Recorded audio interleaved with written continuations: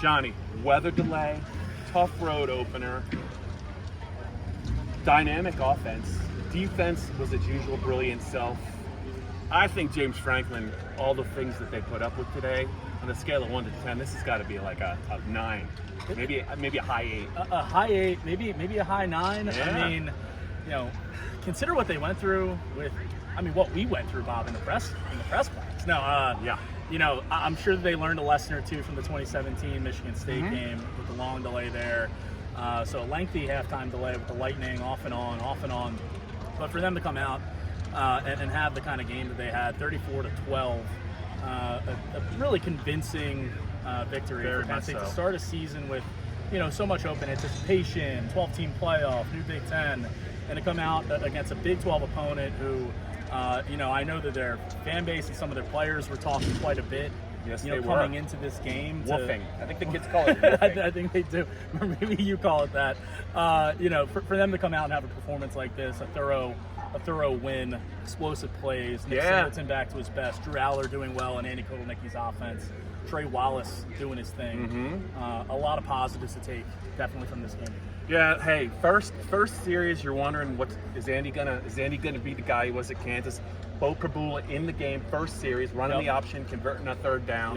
The ball went in a bunch of different directions. They had guys cracking back, offensive linemen. In motion. They were dynamic. They were well coordinated. Trey Wallace was every bit as good as James Franklin said. Some of the players said, and I think Drew a slimmer. Not that he was a giant last year. A slimmer Drew Aller making plays with his legs. There were a lot of encouraging signs. I know West Virginia's defense is not going to be statistically one of the better defenses Penn State's going to face, but I just think the positives, I don't even know if there were many negatives at all. He has to be very encouraged. The way they hung in there after a 90-minute delay, pretty significant. Yeah, and honestly, the first half, the way the passing game clicked, Drew Aller went into halftime with 8 completions for 199 yards. Yeah. 5 of those 8 completions, for 18 yards or more. A couple of 50-yard throws, the catch and run to Harrison Wallace, and then the bomb downfield at the end of the half to Amari Evans. So seeing that click early, and then in the second half, seeing Nick Singleton hit the open space and just take it 40 yards for a touchdown. There's a lot of really good things offensively to build on. Like you mentioned, Bob, it was a stout defensive performance. Jalen Reed played with his hair on fire. Winston, from the jump. Winston had 8 tackles in the first quarter, I think it was. A lot of positives to build for sure. No special teams mishaps or mistakes. Relatively speaking, aside from the penalties, I think it'll be a pretty clean tape for this coaching staff. Yeah, the late touchdown at the end of the half, the touchdown to start the second half. James calls it the middle 8. It was even more narrow than that. But that really was kind of. It was all over after that, and what they were able to do to a pretty good running game, I thought, just average a little over 2 yards a carry. It was really significant.